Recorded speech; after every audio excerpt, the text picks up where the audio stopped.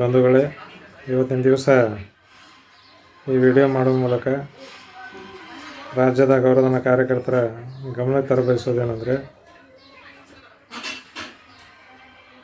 ಹಲವು ವರ್ಷಗಳಿಂದ ನೆನೆಗೆ ಓದಿಗೆ ಬಿದ್ದಿರುವಂಥ ನಮ್ಮ ಕನಿಷ್ಠ ವೇತನ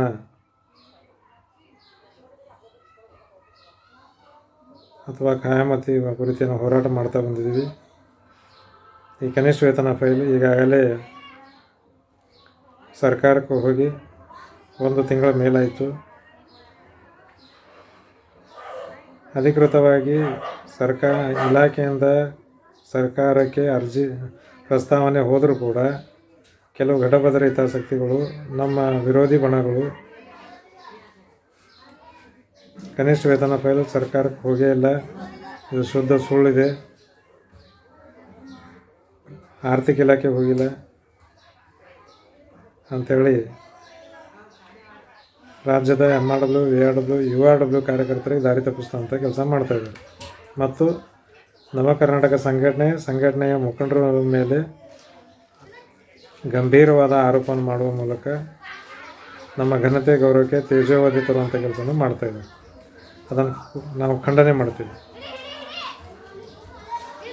ಯಾಕಂದರೆ ಕಳೆದ 1.5 ತಿಂಗಳಿಂದ ನವ ಕರ್ನಾಟಕ ಸಂಘಟನೆಯ ಮುಖಂಡರುಗಳು ಹಗಲಿರುಳು ಪರಿಶ್ರಮ ಪಡ್ತಾಯಿದ್ದಾರೆ. ರಾಜ್ಯದ 6,500 ಕಾರ್ಯಕರ್ತರ ಹಿತ ಬಯಸಿ ಅವರ ಬದುಕನ್ನಿಗೆ ಆರ್ಥಿಕ ಭದ್ರತೆ ಕೊಡಬೇಕು, ಅವ್ರ ಮಕ್ಕಳಿಗೆ ಒಳ್ಳೆಯ ಶಿಕ್ಷಣ ಸಿಗಬೇಕನ್ನೋ ಮಹದಾಸೆಯಿಂದ ಕಲಬುರಗಿಯಿಂದ ಬೆಂಗಳೂರು, ಬೆಂಗಳೂರಿಂದ ಬೆಳಗಾವಿಯಿಂದ ಕಲಬುರಗಿ, ಬೆಂಗಳೂರವರೆಗೆ ಮುಖಂಡರುಗಳು ಓಡಾಡ್ತಾ ಇದ್ದಾರೆ. ಈಗಾಗಲೇ ತಮ್ಮೆಲ್ಲರಿಗೂ ಗೊತ್ತಿದೆ. ಇಷ್ಟಿದ್ದರೂ ಕೂಡ ನಮ್ಮ ಮೇಲೆ ಟೀಕೆ ಟಿಪ್ಪಣಿಗಳು ಸುರಿಮಳೆ ಬೀಳ್ತಾ ಇದೆ. ನಾವು ಎಲ್ಲಿಯೂ ಕೂಡ ಕನಿಷ್ಠ ವೇತನ ಫೈಲ್ ಆರ್ಥಿಕ ಇಲಾಖೆಯಲ್ಲಿದೆ, ಆರ್ಥಿಕ ಇಲಾಖೆ ಅಧಿಕಾರಿಗಳ ಬಳಿ ಇದೆ ಅಂತ ಎಲ್ಲೂ ಹೇಳಿದ 1.5 ವರ್ಷ. ಒಂದು ಇಲಾಖೆಯಲ್ಲಿ ಪ್ರಸ್ತಾವನೆ ಇದ್ದರೂ ನಾವು ಇನ್ನೊಂದು ಇಲಾಖೆ ಹೆಸರು ಹೇಳ್ತಾ ಇದ್ದೀವಿ. ಇನ್ನೊಂದು ಇಲಾಖೆ ಹೆಸರನ್ನು ಯಾಕೆ ಬಳಸ್ಕೊಂಡಿದ್ದೀವಿ ಅಂದರೆ, ಈ ಕನಿಷ್ಠ ವೇತನ ಜಾರಿಯಾಗಬಾರ್ದು, ಅದನ್ನು ತಡೆಗಟ್ಟುವ ಸಲುವಾಗಿ ಒಂದು ಟೀಮ್ ಕೆಲಸ ಮಾಡ್ತಾಯಿದೆ. ನಮ್ಮ ವಿರೋಧಿ ಬಣ ಈಗಾಗಲೇ ತಮ್ಮೆಲ್ಲರಿಗೂ ಗೊತ್ತಿದೆ, 10 ಪತ್ರಗಳನ್ನು ಕೂಡ ಬರೆದು ಈ ಗ್ರಾಮೀಣ ಪುನರ್ವಸತಿ ಯೋಜನೆ ಏನಿದೆ ಇದು ಕಂಪ್ಲೀಟ್ ಫ್ಲಾಪ್ ಇದೆ, ಇದರಿಂದ ಸರ್ಕಾರಕ್ಕೆ ಆರ್ಥಿಕ ಹೊರೆ ಆಗ್ತಾಯಿದೆ ಅಂಥೇಳಿ ಇದನ್ನು ರದ್ದುಪಡಿಸ್ಬೇಕಂಥೇಳಿ ಈಗಾಗಲೇ ಹಲವು ಬಾರಿ ಸರ್ಕಾರ ಪತ್ರ ಬರೆದಿರೋದು ಕೂಡ ತಮ್ಮೆಲ್ಲರಿಗೂ ಗೊತ್ತಿದೆ.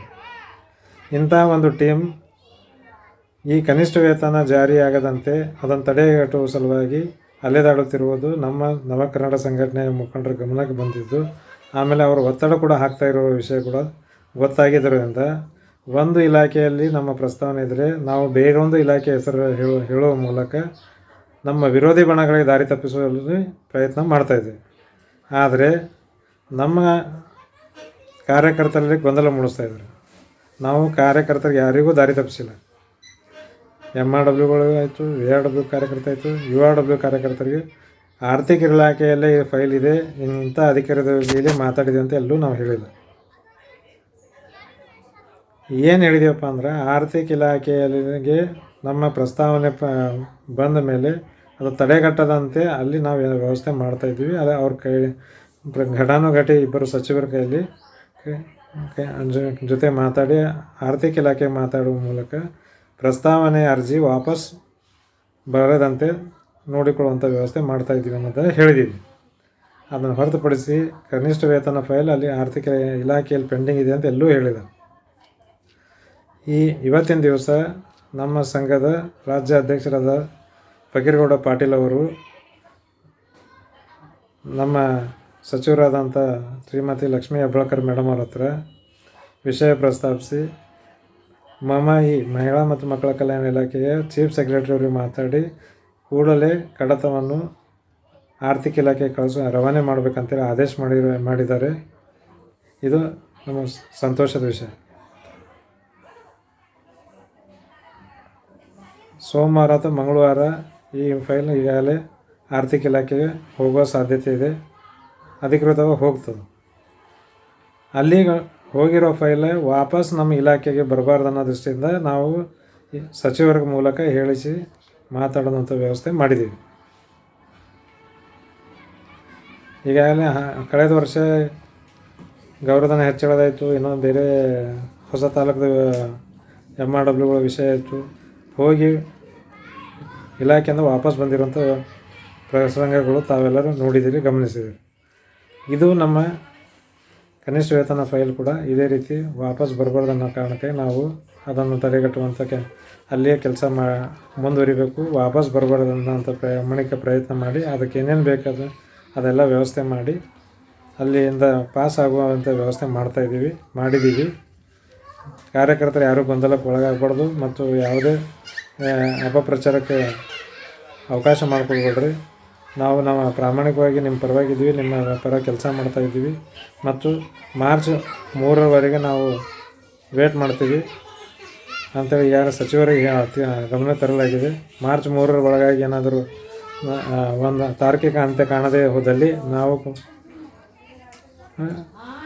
ಬೆಂಗಳೂರಿನ ಫ್ರೀಡಮ್ ಪಾರ್ಕ್ನಲ್ಲಿ ಹೋರಾಟ ಮಾಡುವ ಮೂಲಕ ಮತ್ತು ಈ ಕನಿಷ್ಠ ವೇತನ ಫೈಲ್ ಒಂದು ಅಂತಿಮ ಹೋರಾಟಕ್ಕೆ ತಲುಪುವಂಥ ಅಂತಿಮ ಘಟ್ಟ ತಲುಪುವಂಥ ವ್ಯವಸ್ಥೆ ಮಾಡ್ತೀವಿ ಅಂತೇಳಿ ಈ ಮೂಲಕ ಹೇಳಲಿಕ್ಕೆ ಇಷ್ಟಪಡ್ತೀನಿ. ಅಂಥ ಪ್ರಸಂಗ ಬಂದಲ್ಲಿ ನಾವು ನವ ಕರ್ನಾಟಕ ಸಂಘಟನೆ ಬೀದಿಗಳು ಹೋರಾಟ ಮಾಡಲಿಕ್ಕೆ ತಯಾರಿಯಲ್ಲಿದ್ದೀವಿ. ನೀವು ರಾಜ್ಯದ ಎಲ್ಲ ಕಾರ್ಯಕರ್ತರು ಕೂಡ ಒಂದು ಸಿದ್ಧತೆಯಲ್ಲಿ ಇರಬೇಕಂತೇಳಿ ಈ ಮೂಲಕ ತಮ್ಮೆಲ್ಲರಿಗೆ ಮನವಿ ಮಾಡ್ತೀವಿ. ಮತ್ತು ಯಾವುದೇ ಕಾರಣಕ್ಕೂ ಈ ಕನಿಷ್ಠ ವೇತನದಿಂದ ನಾವು ಕನಿಷ್ಠ ವೇತನ ಜಾರಿಗೊಳಿಸುವಲ್ಲಿ ನಾವು ಹಿಂದೇಟು ಹಾಕೋದಿಲ್ಲ. ಯಾವುದೇ ಒಂದು ಸಮಯ ಬಂದರೂ ಕೂಡ ನಾವು ಎಲ್ಲಕ್ಕೂ ಸಿದ್ಧರಿದ್ದೀವಿ.